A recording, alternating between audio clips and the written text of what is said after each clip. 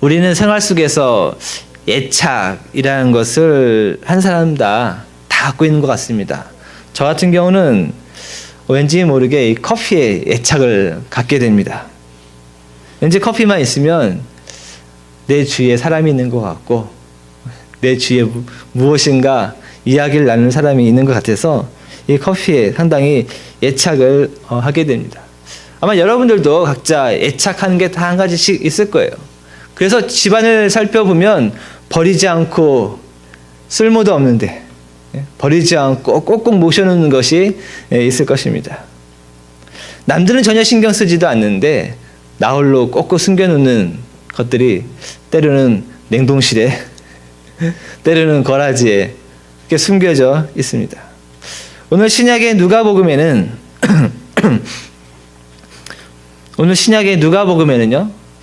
한 주인이 나오고 그리고 한 청지기, 즉 포도원 관리인이 나옵니다.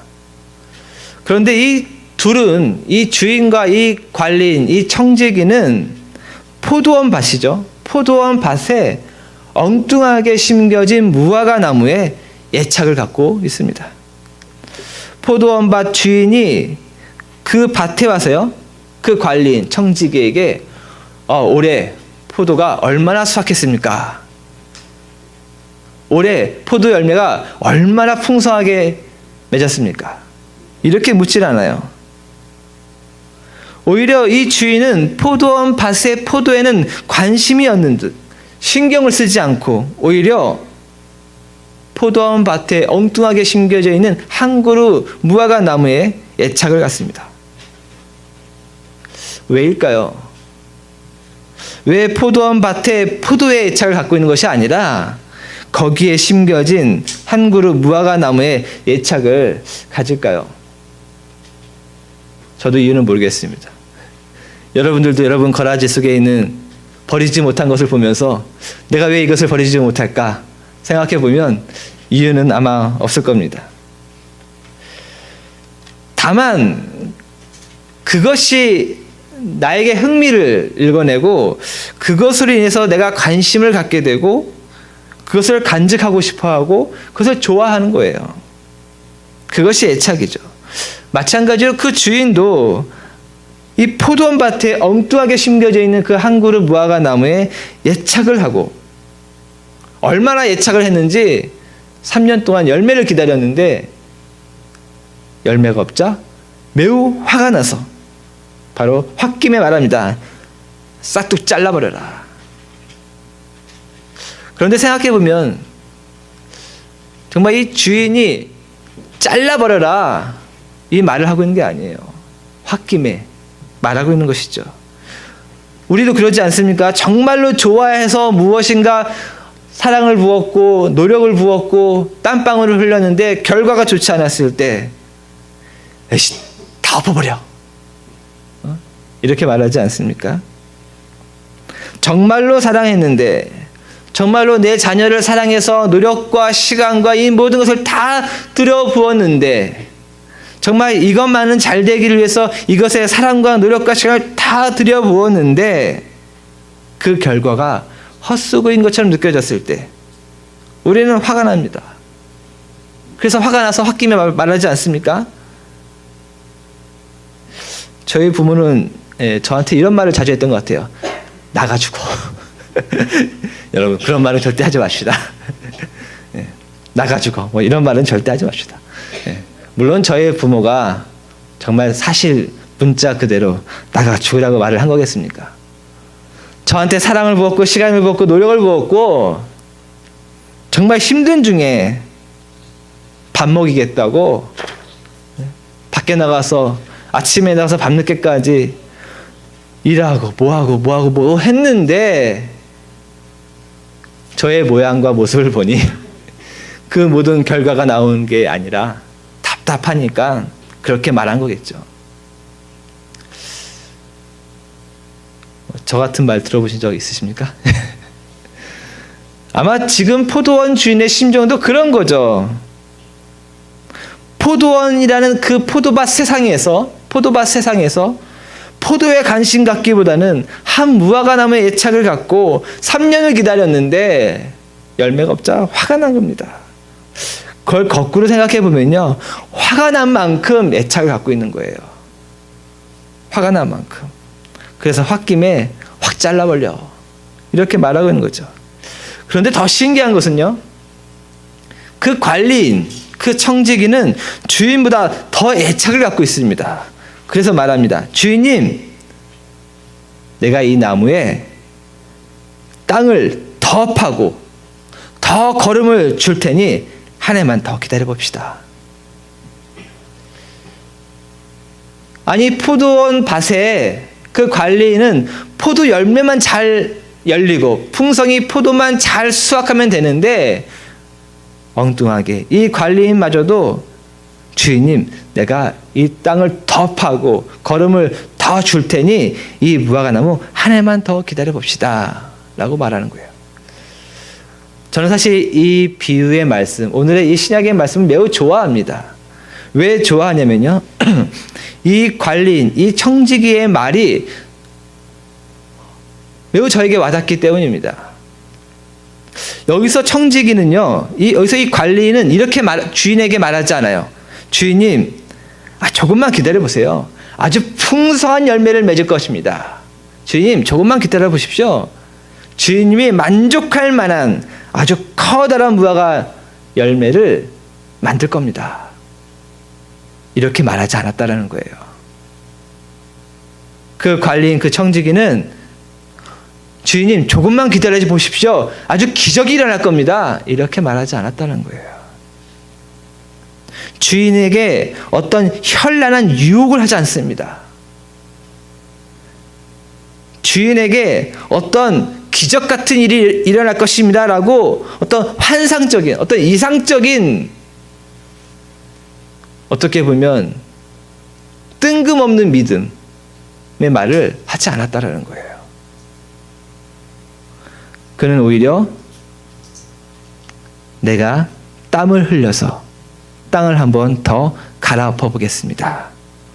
내가 땀을 흘려서 다시 한번 걸음을 져보겠습니다. 이렇게 말했다는 겁니다. 포도원 밭에 포도나무와 포도 열매들이, 포도원 세상에서는 그들이 주인이죠. 그런데 이 주인과 이 청지기는 포도원 밭에서 포도들이 주인이 이 세상에서 오히려 무화과나무가 주인인 것처럼, 그 한 그루 나무가 주인인 것처럼 거기에 더 한 번 땀을 흘려서 땅을 갈아엎고 더 한 번 땀을 흘려서 걸음을 주겠다라고 말하고 있다는 겁니다.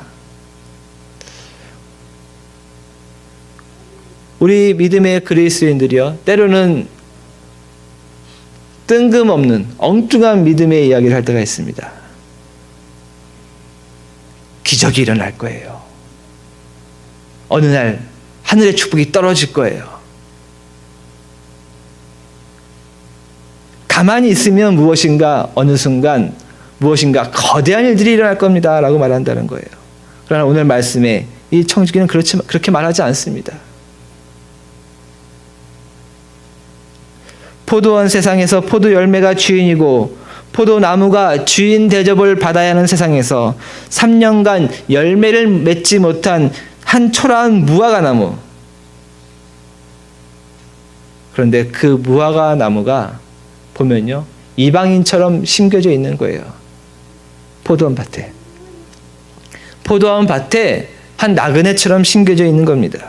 그런데 그 관리인과 그 주인은 다시 한번 기다려보자, 다시 한번 내가 땀을 흘리겠다, 다시 한번 내가 걸음을 주겠다 라고 말한 이 모습이 저에겐 너무나 좋아 보입니다. 어쩌면 우리가 애착하는 거엔 이 정도는 가져야 되지 않겠습니까? 열매가 없었다고 뭐 내년에도 열매가 없겠어? 열매가 없었다고 내년엔 뭐 되겠죠? 아니요. 땀을 흘려서 한 번 더 땅을 파지 않으면, 땀을 흘려서 한 번 더 걸음을 주지 않으면 안 된다는 거예요. 오늘날 이 세상의 주인은 누구입니까? 우리는 이미 너무 커버려서요. 이 세상의 주인이 우리가 아니라는 것을 알아요. 어렸을 땐 그러지 않습니까? 이 세상의 주인은 어린이입니다 하면서 나다라고 말했지만, 그러나 성장하면서 이 세상의 주인은 내가 아니라는 것은 알고 있습니다. 이 세상의 주인은 어떻게 보면 흔히들 말하는 열매를 잘 맺고 열매를 풍성히 맺고 열매를 화려하게 맺는 사람들이 이 세상의 주인들인 것 같습니다. 그에 반면 우리는, 어쩌면 우리는 이 포도원 같은 세상에서 열매가 풍성하고 열매가 화려한 그들이 주인인 이 세상에서 초라하게 열매가 없는, 그리고 화려하지 않은 한 무화과 나무처럼 심겨져 있다는 겁니다. 우리 모습이라는 거예요. 그 한 그룹 무화과 나무가 말이죠. 이 미국이라는 이 나라에서요, 우리는 일명 이민자로 살아가고 있는 거예요. 이 미국이라는 땅에서 이민자로 사는 우리가 그렇게 어떻게 보면 한 그룹 심겨져 있는 무화과 나무 같지 않습니까? 비록 우리의 자녀는 나의 노력과 나의 시간과 나의 땀방울로 우리의 자녀는 이 미국 땅에서 주인처럼 살기를 원하지만, 그러나 우리 속마음은 알고 있지 않습니까? 우리의 자녀도 실제로는 이 미국 땅이라는 포도원 밭에서 무화과 나무처럼 심겨질 거다라는 것이 사실인 거예요. 어쩌면 그래서 그 사실이 화가 날 때도 있습니다. 그런데 내가 속해 있는 직장도 마찬가지예요. 생각해보면 내가 속해 있는 직장에서 내가 주인입니까? 주인 따로 있어요. 많이 있어요. 어쩌면 나는 그냥 한 그룹 무화과 나무인지도 모릅니다. 그런데 때로는 내가 속해 있는 가정에서도 한 그룹 무화과 나무일 때가 있어요. 내 가정에서는 내가 주인이 되어야 되는데, 때로는 여자라는 이유로, 때로는 아버지라는 이유로, 때로는 자녀라는 이유로, 때로는 누구라는 이유로, 때로는 늙어간다라는 이유로 점점 한 그루 나무가 되어가는 경우도 있습니다. 그런데 가정뿐만이 아니죠. 교회도 그렇죠. 이 아틀란타만 해도 얼마나 크고 얼마나 화려한 교회들이 얼마나 많이 있습니까? 그에 반면 우리의 교회를 돌이켜보면 우리의 교회는 정말 한 그루 무화과 나무, 엉뚱하게 심겨진 한 그루 무화과 나무와 같습니다. 우리가 흔히 이렇게 말하죠. 나 사라지면 세상이 나를 기억할까? 예, 정답은 기억하지 못합니다. 다만 가족이라도 기억하면 다행입니다. 어쩌면 세상에서 우리 각자의 존재는 마치 그 예전에 그 밀란 쿤테라가 쓴 책의 제목이 있죠. 참을 수 없는 존재의 가벼움이라는 책이 있어요. 어쩌면 우리 존재는 다 그런 존재인 것 같아요. 나의 존재가 너무나 가벼워서 참을 수 없는 그런 존재인 것 같습니다. 한마디로 말하면 포도원 밭 세상에서 포도들이 꽉 차 있고 포도 열매가 주인 세상에서 무화과 나무와 같은 것이 우리 모습이다라는 겁니다. 그런데 우리 자신, 우리 가정, 우리 교회만이 한 그루 무화과 나무는 아닙니다. 오늘 구약의 말씀에 신명기 10장에서 한 그루 나무와 같은 사람들이 더 있다라는 거예요.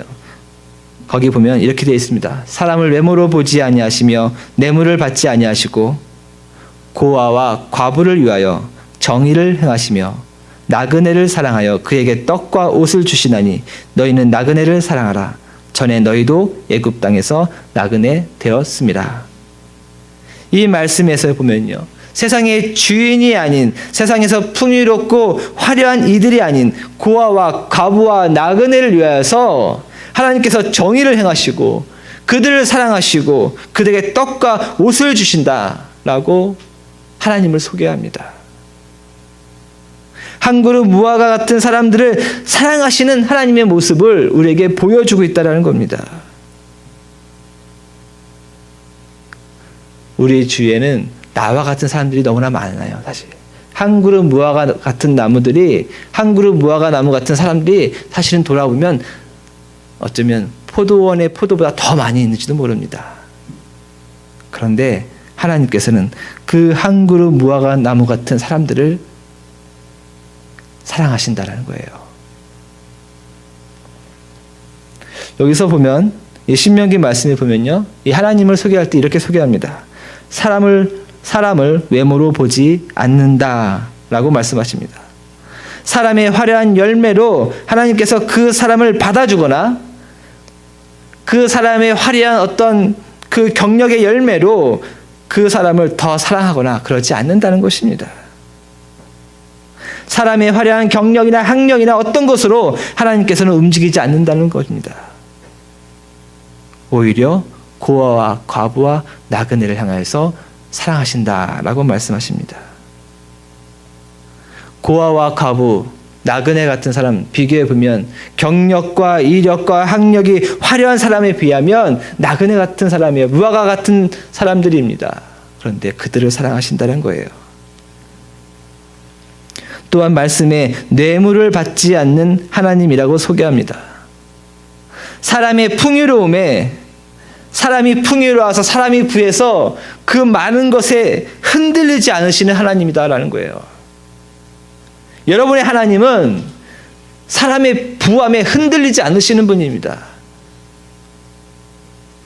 그 하나님을 믿는 겁니다. 그 하나님을 믿는 우리는 그래서 사람의 부함에 흔들리지 말아야 됩니다. 사람의 풍요로움에 흔들리지 않으신 하나님, 때로는 헌금이 아니라 사람에게 보이기 위한, 혹은 하나님에게 더 큰 무엇인가, 마치 뇌물처럼 하나님에게 무엇인가 더 큰 것을 드리면 더 100배, 200배 나한테 주시겠지. 하나님은 그러한 것에 흔들리지 않으시는 분이십니다. 오히려 하나님은 사람의 예물로 고아와 과부와 나그네에게 정의를 내리시고 떡과 옷을 주시는 하나님입니다. 라고 신명기서는 그렇게 하나님을 고백하고 있다는 겁니다. 여기서 이 말씀에, 신명기 말씀에 보면요, 나그네를 사랑하시는 하나님의 모습을 보여줍니다. 그런데 여기서 나그네라고 했을 때 이 나그네는요, 이 말씀에 보면 이렇게 돼 있어요. 너희들도 이집트에서 나그네이지 않았느냐라고 말씀합니다. 이것을 통해서 우리는 나그네의 뜻을 정확하게 알아야 돼요. 마치 어떤 시 한 편에 있는 구름에 달 가듯이 가는 나그네, 이런 나그네가 아니에요. 이런 나그네를 의미하는 것이 아닙니다. 이집트에서 노예로 살던 그 이스라엘 민족을 향해서 나그네라고 말한 거예요. 그렇다면 신명기서에 나와 있는 이 나그네란 어떤 뜻입니까? 거대한 국가에 사로잡혀서, 거대한 국가의 권력에 사로잡혀서 노예처럼 사는 사람들을 나그네라고 표현하고 있는 거예요. 거대한 국가의 압제와 핍박 속에서 살아가는 사람들을, 조국을 잃어버리는 사람들을 나그네다라고 말하고 있는 거예요. 또한 세상의 풍요롭고 화려한 사람들 속에서 자신의 정체성을 잃어버린 사람들을 나그네다라고 말하고 있는 거예요. 세상의 수많은 유혹 속에서, 풍요롭고 화려한 유혹 속에서 자신의 하나님을 잃어버린 사람들을 나그네다라고 말하고 있다는 겁니다. 바로 그러한 나그네를 사랑하시는 하나님이라고 정의합니다. 고아와 과부에게 정의를 찾아주시고 나그네에게 사랑을 주시는 그 하나님, 한 그룹 무화과 나무 같은 우리들을 사랑하시는 하나님이십니다. 그 하나님께서 무화과 나무 같은 우리들을 사랑하시는 겁니다. 어떻게 우리들을 사랑하십니까? 그것을 복음서에서 우리에게 증언하고 있습니다. 바로 그리스도 예수를 통해서 하나님께서는 자신의 사랑을 증명해 주신 거예요. 한 그루 나무같이 외톨이처럼 살아가는 우리를 향하여서 관심과 애착, 이것을 넘어서서 자신의 몸이 부서져도, 피가 흘려도 한 그루 나무 같은 우리를 위해서 십자가에 달리신 거예요. 찍혀버릴 수밖에 없는 이 무화과 나무 같은 우리들을 위해서 십자가에서 예수님이 하늘을 향해서 말하고 있는 거예요. 내가 땀 한 방울을 더 흘려보겠습니다. 내가 피 한 방울을 더 흘려보겠습니다. 내가 십자가에서 죽겠습니다. 그러면서 고아와 과부와 나그네 같은 우리, 무화과 나무 같은 우리를 향해서 하나님의 사랑을 증명해 주신 것입니다. 사랑하는 성도 여러분, 혹여 우리가 사랑으로 헌신했던 우리의 각자의 삶이 어떤 풍성한 열매, 화려한 열매가 없어도 결코 우리 자신의 삶을 포기하지 마십시오. 우리는 우리의 삶을 향해서 어떤 환상적인, 어떤 기적 같은 꿈을 꾸기보다는 오히려 예수님처럼, 오히려 그 관리인처럼, 그 청지기처럼 내가 올 한 해 더 한번 나의 땅을 갈아엎어 보겠습니다. 내 영혼의 땅을 한번 갈아엎어 보겠습니다. 내 영혼의 자리를 다시 한번 갈아엎고 그곳에 말씀의 걸음을 한번 넣어 보겠습니다. 내 영혼의 이 땅을 갈아엎어 버리고 그 가운데 찬양의 걸음을 한번 더 넣어 보겠습니다. 기도의 걸음을 한번 더 넣어 보겠습니다. 이렇게 다짐해 보아야 합니다. 우리의 각자의 삶 보면요, 세상의 열매와 비교하기에는 결코 풍요롭지 않고 화려하지 않지만 우리의 하나님, 그 한 분은 자신의 몸을 다 던져서라도 이 한 그룹 무화과 나무 같은 우리의 삶을 건지시기 원하시는 분이십니다. 그렇게 자신의 몸을 던져서라도 얻기 원했던 것이 우리 각자 한 사람 한 사람의 삶이다라는 거예요. 또한 그렇게라도 자신의 몸을 던져서라도 건지기 원했던 것이 우리의 가정이고 우리의 교회입니다. 비록 우리의 삶, 우리의 가정, 우리의 교회, 세상의 화려한 것에 비하면 턱도 없이 부족한 무화과 나무 한 그루와 같습니다. 그때 우리 어떻게 할까요? 포기할까요? 포기할까요? 아니요. 아니면 기적 같은 꿈을 꿔볼까요? 아니요. 그러지 않습니다. 하나님 앞에 매달려 보십시오. 그리고 이렇게 고백하십시오. 땀 한 방울을 더욱더 흘려보겠습니다. 나의 삶의 자리를 갈아엎어 보겠습니다. 내 삶에 더욱더 걸음을 한번 넣어 보겠습니다. 이 고백이 우리에게 필요한 것입니다. 우리는 이 사실을 분명히 알아야 합니다. 포도원 나무에, 포도원 밭에 포도 열매가 있습니다. 그리고 주인과 청지기는 포도 열매를 원한 것이 아니라 무화과 나무의 열매를 원했다라는 사실입니다. 처음부터 포도 열매와 무화과 나무의 열매는 다릅니다. 세상의 풍요롭고 화려한 열매와 그리스도인의 열매는 다르듯이 말입니다.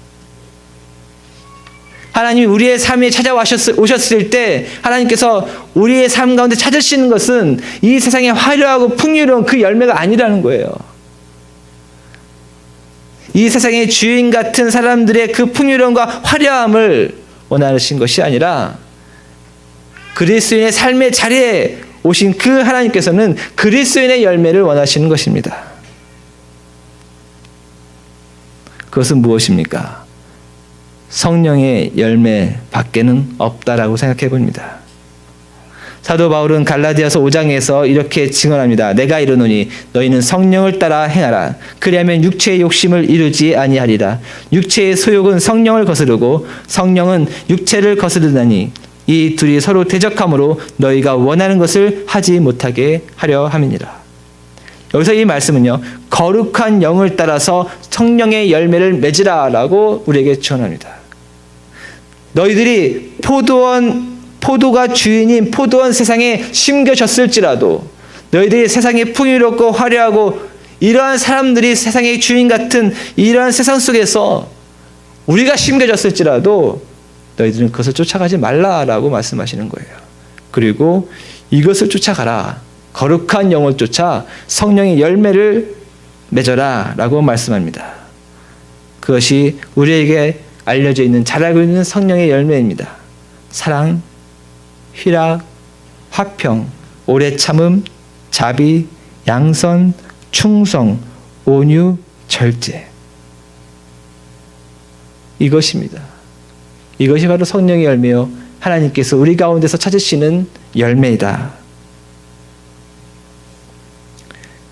이 열매를 쫓아가십시오. 이 열매를 향해서 나아가십시오. 세상의 열매를 내어놓을 수 없는 것 우리입니다.